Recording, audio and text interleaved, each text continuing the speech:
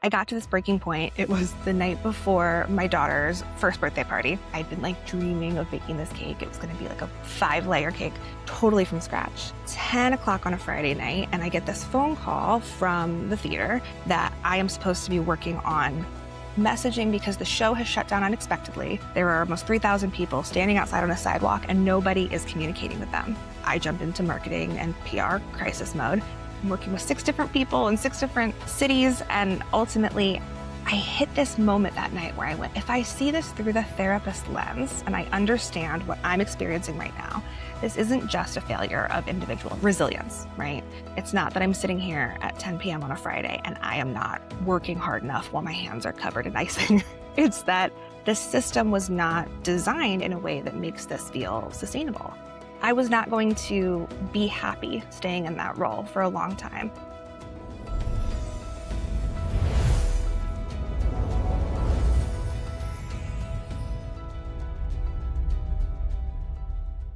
Today, I'm here with Ashley Gibson, who is a psychotherapist and founder of Meaning in Practice, where she combines executive leadership experience with clinical expertise to help organizations address the structural causes of burnout. Thanks so much for joining us today, Ashley. Thank you so much for having me, Jana. So we're going to talk a little bit about a massive career pivot you had and the decision around that. So let's talk about what were you doing before you made this decision to pivot careers? Yeah, so I spent 13 years in mission-driven marketing. I always tell people I peaked pretty early. I was on the original marketing team for Hamilton before it went to Broadway. So did some really cool stuff, right? Had a master's in this, was teaching nonprofit management, was living essentially my dream job because as a little kid, I loved theater and I'd studied business in undergrad. So was hitting it all tokens. People would say, wow, your career is so cool. And it really was. And at the same time, I started to feel a little, I don't want to say dead inside, but that there must be something more, right? Because there was a real gap for me about the mission of getting arts out into the world, but also we're really driven by revenue. And every organization experiences this gap. But I really started to feel it during COVID. And I am a student of life. I would get 1,000,000 degrees if I could. So during COVID, I decided to go back to school because I'd always had an inkling that I think I would make a pretty good therapist. Fast forward a few years, and I, for quite a number of years, was juggling being in school, becoming a psychotherapist, having a toddler at home, a young child, doing clinical licensure hours in the evening when I see clients. And I do trauma, so I'm working with some pretty heavy subject matter. During the day, working on selling tickets to these Broadway shows. And that huge incongruency really informed what I was doing. So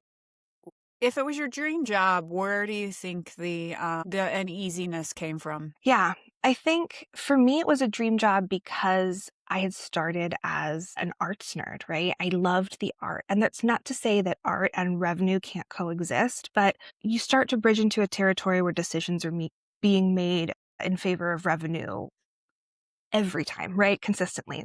There should be a balance. And I'm not saying that we don't have lovely, incredible shows that are out there. I've worked on a lot of them that are coming from a place of being mission driven as opposed to putting them up on stage to try to sell tickets. That's the goal, right? The revenue has to feed.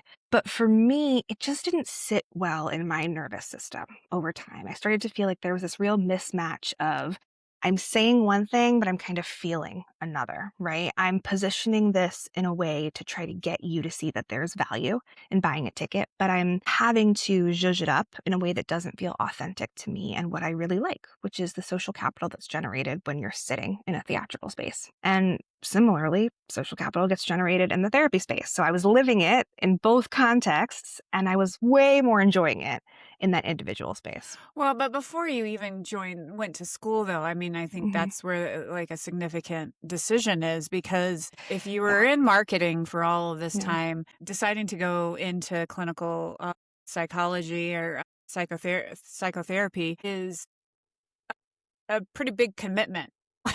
And it's not, you have to, I mean, because it requires its own certification. And basically you've had this track record now of 13 years of being in marketing, and you're going to have zero track record entering a new career. So that's a pretty significant pivot. So maybe there's more, like, I mean, I totally believe you're saying the Yeah. authentic, not feeling like you live authentic self, but what else is going into this idea that maybe you're making a Yeah. complete change? Yeah. I think for me, it was about the idea of being mission driven, right? We were doing mission driven work, but I wanted to see change. There's value in having the arts up on stage and having a ticket. I don't disagree with that. But when I'm sitting in a therapy room, right, I'm making real individual change one person at a time. I'm able to help them work through these traumas. So in that moment, even deciding to go back to school, to be sitting in this space where, gotta think, like, we are all stuck at home. Here's the pandemic. I've always been noodling on this. Thought, the thing that draws me to marketing is figuring out how to get in people's heads and motivate them to change, right? To make that behavior change. That's the exact same thing a therapist is doing it. They're doing it from a different perspective. And because they have the research and the degree and everything to back it up, they have a little bit more power to make that influence. So for me, it was about being aligned, yes, on what I found personally meaningful, but also if you're called to bring your own skill set to the table, I wanted to have the widest possible impact. And so it sounds like you had two decision points. One decision point was, do I go back to school and start testing out whether or not I like this? Yeah. And then you had a decision point where you went all in. Yeah. And so talk to us, you led into it a little bit, but talk to us about that moment that you decided to go all in. Yeah. I had been in school for 3 years at that point. I was actively seeing clients because, of course, you start seeing folks while you're still in school. And then that was in the evenings. So during the day, I'd be working my Broadway marketing job, pick my daughter up from school, run in the evening and see 2, 3, 4, 5 trauma clients. So I was exhausted. And to your earlier point, I had kind of tested the waters. Do I even like this? Do I want to do this? Right? Maybe I can juggle both. And maybe I'll find it meaningful to have my foot in both worlds. I got to this breaking point. It was the night before my daughter's first birthday party. I'm a baker. I love to bake. I'd been like dreaming of baking this cake. It was going to be like a 5-layer cake, totally from scratch. 10 o'clock on a Friday night. And I get this phone call from the theater that I am supposed to be working on messaging because the show has shut down unexpectedly. There are almost 3,000 people standing outside on a sidewalk and nobody is communicating with them as to what's actually happening. There's front of house people kind of zhuzhing it around, but they're seeing fire trucks come in and out, saying, okay, who's on the ground? Are we making an announcement? What's happening? Should we post on social media? I jump into marketing and PR crisis mode. And it was probably another 2 hours before I got any kind of approvals, even though I was ostensibly the one in charge and the one asked to coordinate all of this. I'm working with 6 different people in 6 different cities. And ultimately, I hit this moment that night where I went, if I see this through the therapist lens and I understand what I'm experiencing right now, this isn't just a failure of individual resilience, right?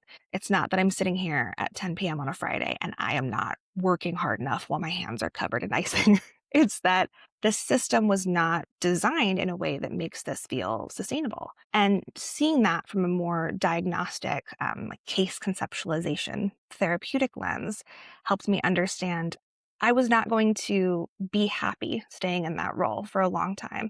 But it wasn't just happiness. If it really is systemic, right, and it's not about individual resilience, then okay, I want to help people diagnose and name that. Because when I sit across the couch from a client, I'm seeing the same people come in, those high achieving lawyers and doctors and executives who really do care about the work they're doing and are working their best. And they're convinced it's this issue of willpower, and it's not. It's systemic intervention.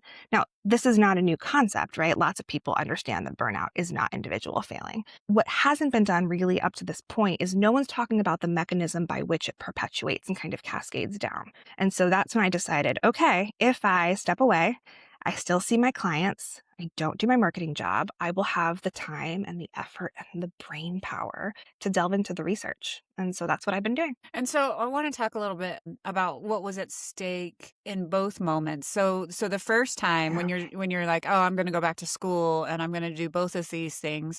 When you were in the moment, what did you feel like was at stake of, do I just stick with marketing? Do I do both?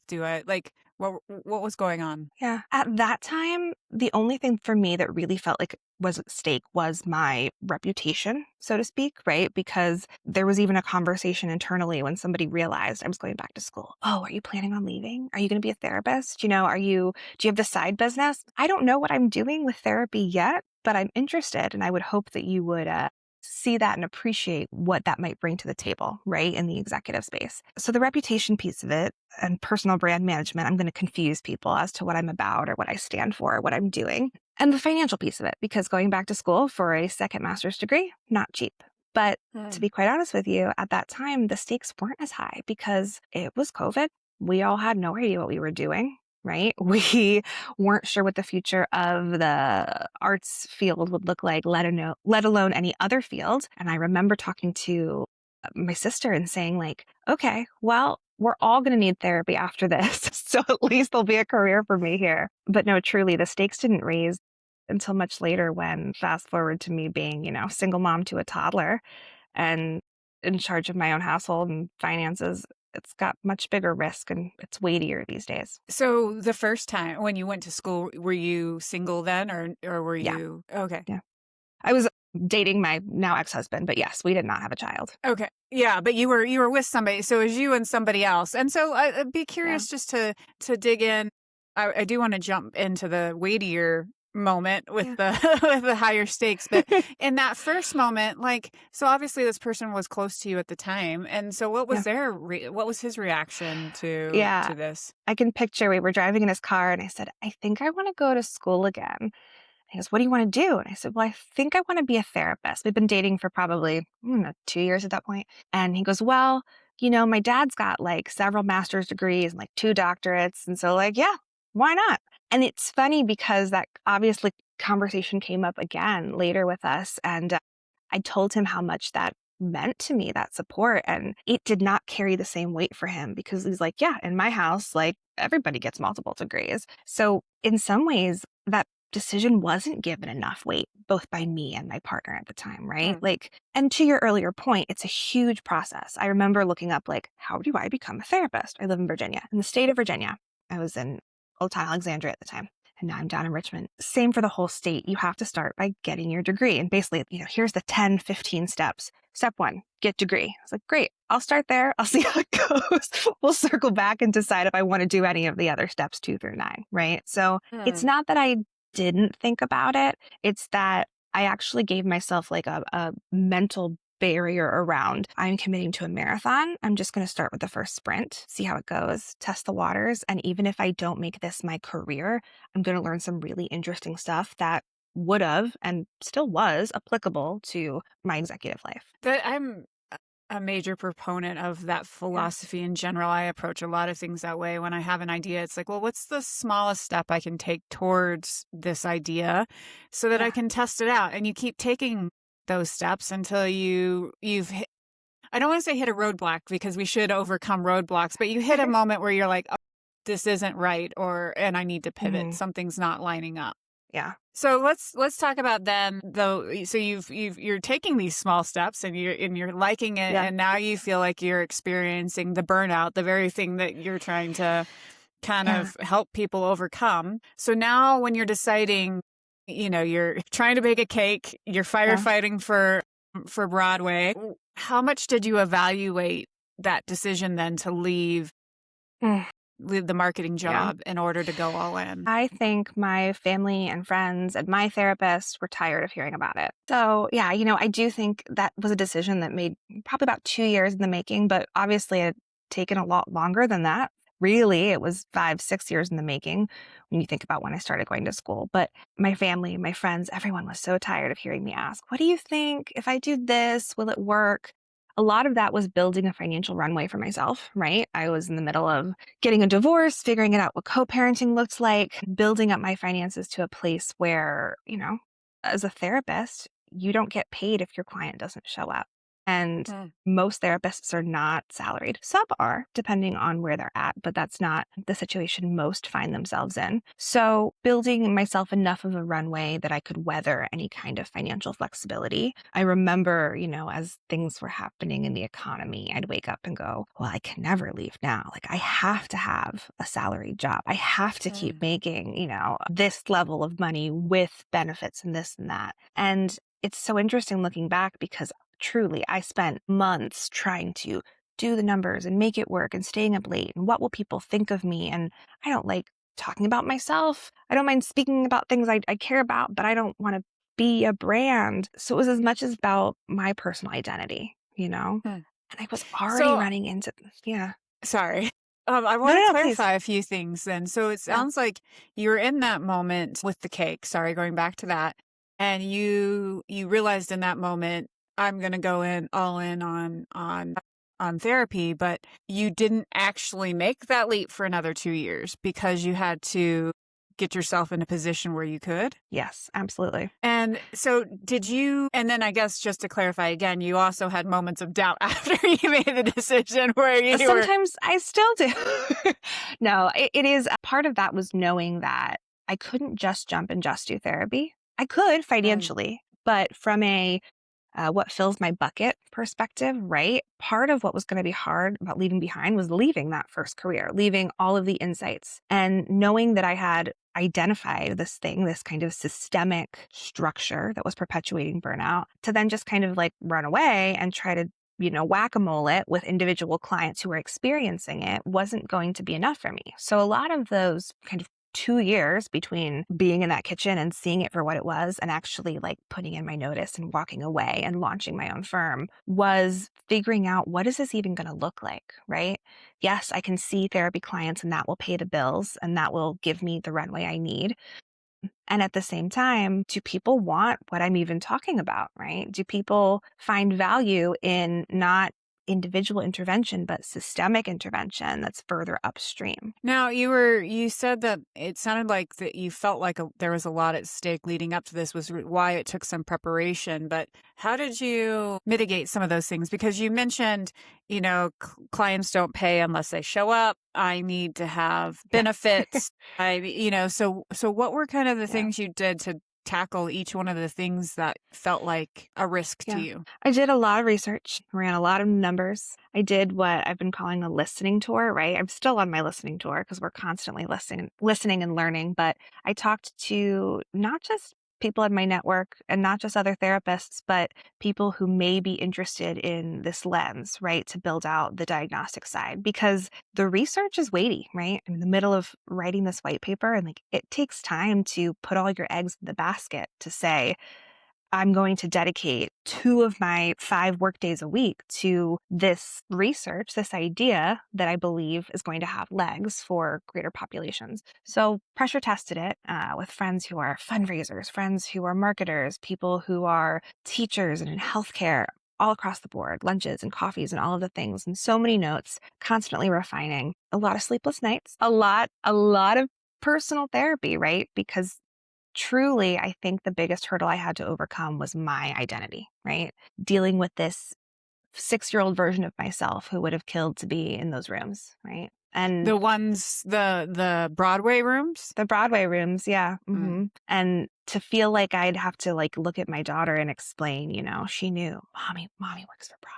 Oh, well, mommy decided not to do that anymore because she had a hunch that this research could be something. And she had this feeling that she, might make a better impact sitting in a therapist's chair. And so when you think about that, well, I guess first I want to say it seems like you have Yeah. multiple points in your life where you've used this theme of testing and iterating through. Like, if Yeah. you're doing your listening tour, which is just another version of you testing out psychotherapy to begin with by Yeah. going to school. So is that something you feel like you've always done? So, even if I look back at my first master's was in arts management, if you are a marketer, if you are anyone who's trying to sell something or position something or message something, whether that's art on stage or a ticket or, a retail product or a service, you have to know your audience first. And good design thinking starts with that idea of what do they need? How are they going to see it, right? Before I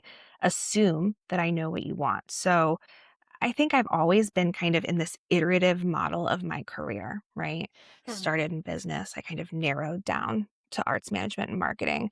I broadened back up when I sat on a bunch of boards and worked with tourism and various nonprofits. And then, there's this ebb and flow to it, I think. I see a lot of clients who, like I was, wonder, am I making the right next decision about what I'm doing? And my answer to that is whatever decision you make is going to be great because it's yours and you're going to iterate on it. You have to just start so you can figure out what you're doing. So you can go out and listen and ask questions because if you keep it in too long, you don't really know until you start testing it and iterating the model. And so, can you recall a time when you made a decision then that you decided wasn't the best decision and pivoted from it? Let's see.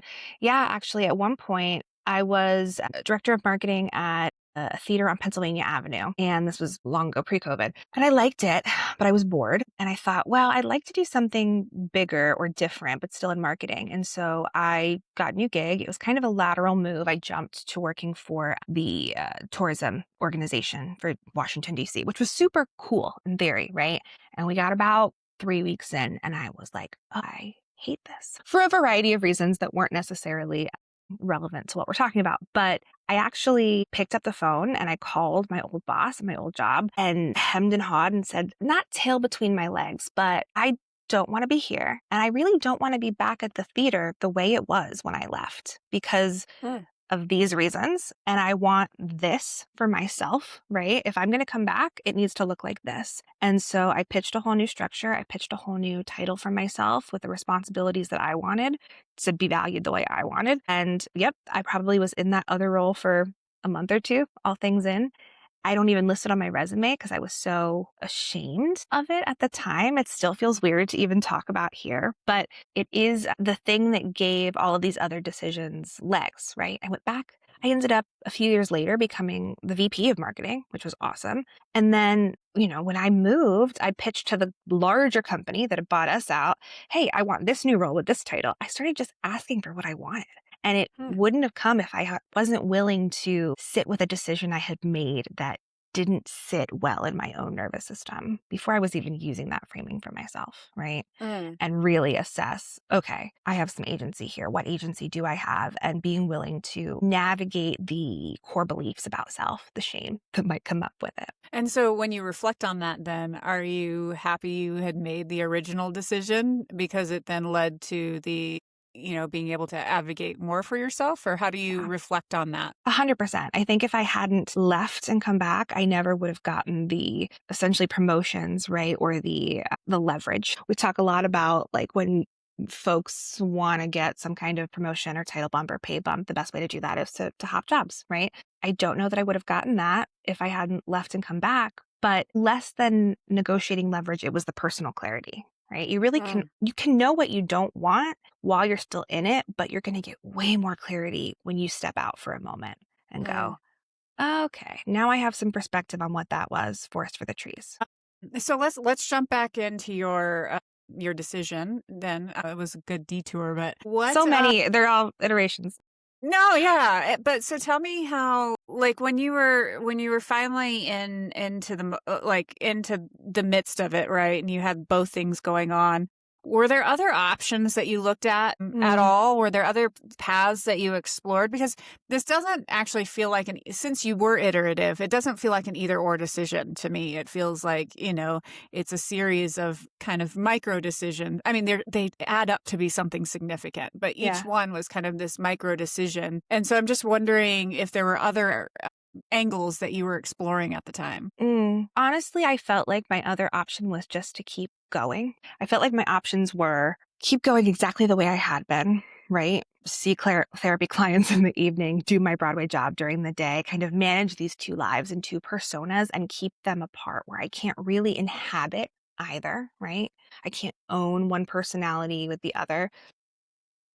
Then I have this option to pick one or the other. And there was a moment, I think, where I was talking to a boss of a boss, and they're like, well, where do you see yourself longevity in this company? And I genuinely couldn't say, as I may have, 10 years earlier, I want your job, right? I want to grow and have another title like this, that, or the other. I want to Mm. be an executive director because I had been recruited for those kinds of roles. And it was again, I was again in that place of now that I know what I know and I know what I'm good at and I like, I can't go backwards, right? There's too much internal stakes, right? The external stakes may be high from the sense of I have a toddler and the finances and this, that, and the other, and the economy, but the internal stakes. So I really did see, like, at one point I remember doing a pros cons list of like, keep doing both, just do therapy, just do Broadway job, and sitting with all of those. And then part of the reason I was having such trouble saying just do therapy is that I wasn't going to meet those other needs. Hmm. And that's when I came in with, okay, if I want to jump into research, I don't want to just be like a talking head or an influencer. It needs to be founded in research, right? It needs to be founded in something that I personally believe in and am building.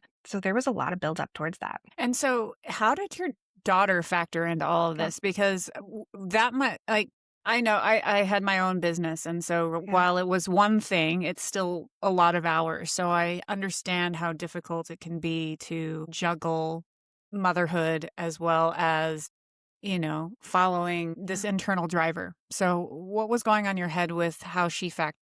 It is a she, right? Sorry, you said Yes, daughter, yeah, right? yeah, my Okay, daughter, yeah.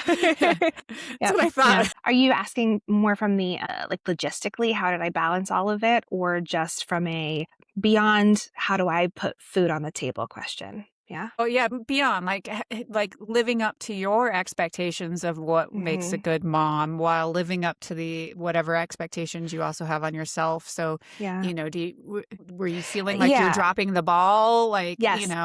Constantly, because I was context switching. And, I worked from home in my Broadway marketing job. So there was no work-life boundary. I mean, I could leave my laptop, right? I could put down my phone. But part of what led me to realize systemic burnout was the challenge is because the system had expectations of emails are answered within 5 minutes of receiving them, whether you receive that email at 8 p.m. or 10 p.m. or, 8 a.m. I was not present with my daughter for a lot of those first few years of her life because even if I was physically with her, I've got kind of like, well, here's my phone. I'm like looking at work emails, right? Or I am, thinking about how I have to hop on a Zoom in a minute and just wait a second, like, baby, mommy's got to deal with this thing, even though I'm technically outside of work hours, right?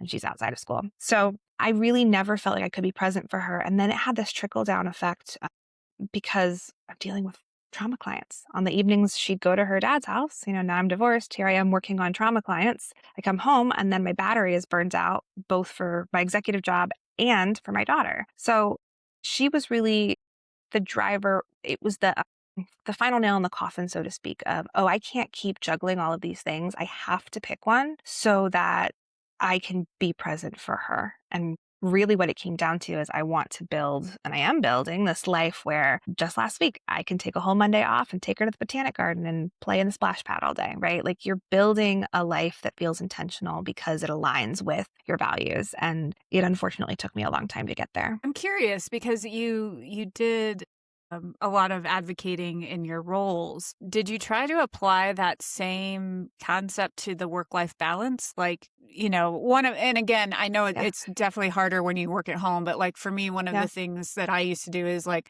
sorry, it's 4 o'clock, I'm leaving.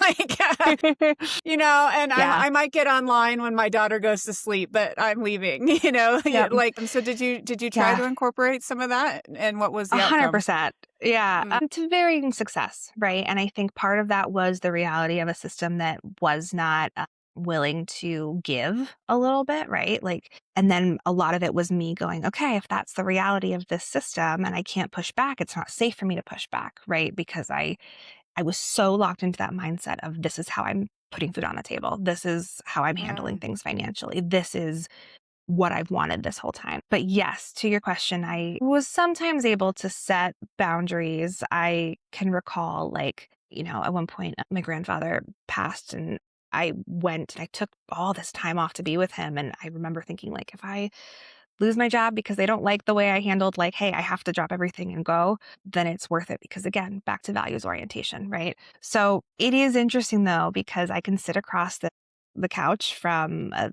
client as a therapist and talk about, okay, let's talk about your lifestyle factors. How are you mitigating? How are you working on your own personal resilience? Are you breathing? Are you exercising?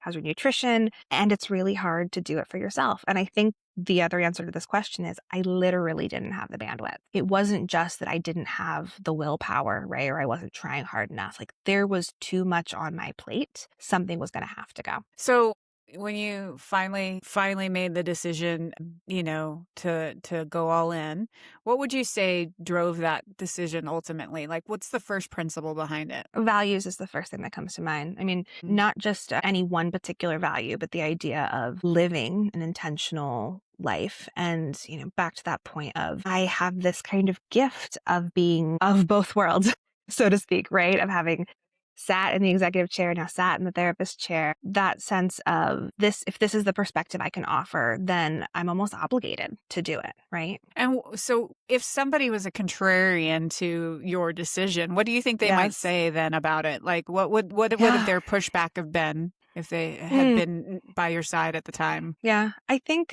I spent a lot of time actually thinking about what contrarians would have or could have said, specifically older generations, right? Because, for example, my grandfather, who I loved dearly, was this career military man. And there's a real culture of you stick with the thing and you ride it out and, like you grow and you build in that place. And I remember spending a lot of time thinking about like, oh, am I doing myself a disservice, essentially starting over? Right? Am I doing my daughter a disservice? Am I putting everything at risk by saying I'm willing to start from scratch again, let go of this professional identity, my network, right?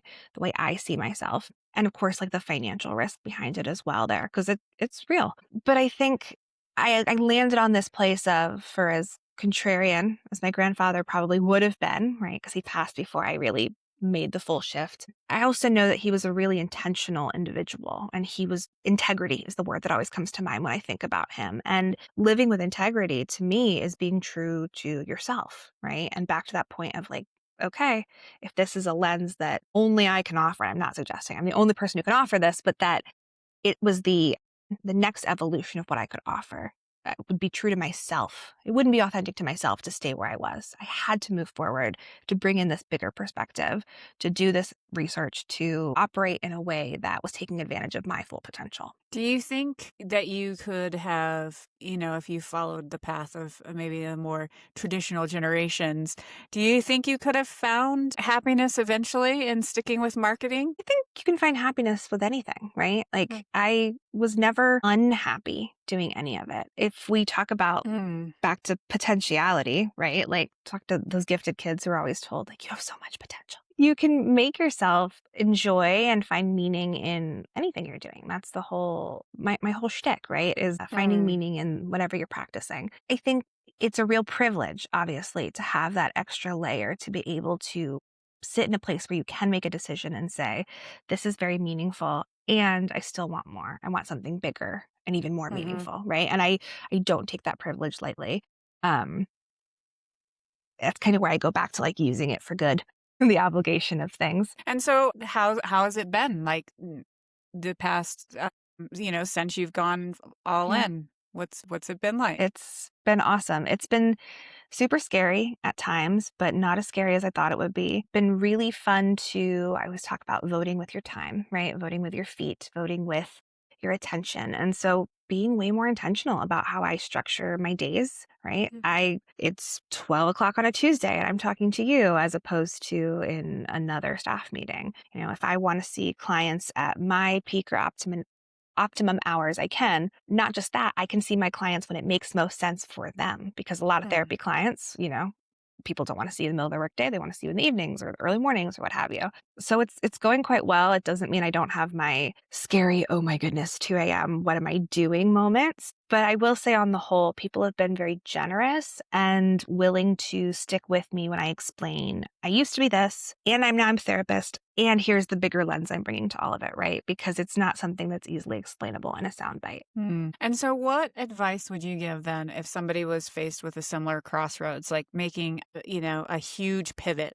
Because the other thing that came to mind when you're telling me that about what you were giving up is that whole concept of 10,000 hours, right? You'd probably done 10,000 hours in marketing right? So, Oh, yeah. and you had to start all over. Like, and that's actually been something that I've wrestled with because, we sold Yeah. our business and now I can have this Yeah. next phase. And it's like, well, where do I really want to start at zero? Like, do I want to start Mm. at zero again? So yeah, what's the advice you give somebody who's faced with that decision? I think that's an excellent point, but you're not a beginner. Like you are technically a beginner, but you're coming with 10,000 hours of experience that is transferable. There's this lovely therapy axiom, it's all grist for the mill, right? So perhaps it's not exactly what you're bringing to the table when you leave your past 10,000 hours behind, but that's a valuable perspective. I would say, don't undervalue what you are bringing, regardless of where you are in your career, because we know there's value in coming in as a fresh set of eyes. There's value of bringing an entirely different new perspective to the table from other career. We talk about transferable skills. It's all transferable because it's Mm. all influencing your unique perspective of how you're showing up to the table and what you're offering. Nice. And so, as we wrap up, then, Ashley, what's the one thing you want Yeah. to leave top of mind with people from today? I would say if you have the privilege of being in a position where you can be intentional in your meeting making, we can all be intentional, right? But really ramp up your own leadership, the way you're showing up in the world, what you're bringing, your unique perspective. I'd really encourage them to spend some time considering what they want their legacy to be. Right? It can be helpful to zoom out and think about when I'm on my deathbed, do I care about the titles? Do I care about the research? Do I care about being a parent? There's no right or wrong there, but whatever you say you're going to care about should be influencing what you're doing now, right? Mm. Everything should then be in service of what you want your legacy to be. Well, this has been I really appreciate all the insights you've shared and Yeah. your story. If somebody wanted to follow your work or learn more about what you do, Mhm. where do they do that? Yeah, so meaninginpractice.com is my advisory. I speak as well. And then I recently launched my Substack under the same name. So even just this morning was posting about lessons from Hamilton original marketing team as applicable to organizational burnout. So if that sounds quirky and fun and up your alley, come join us. Awesome. Well, thank you so much for taking time to be on the show. Thank you so much for having me. This was a pleasure. Mm.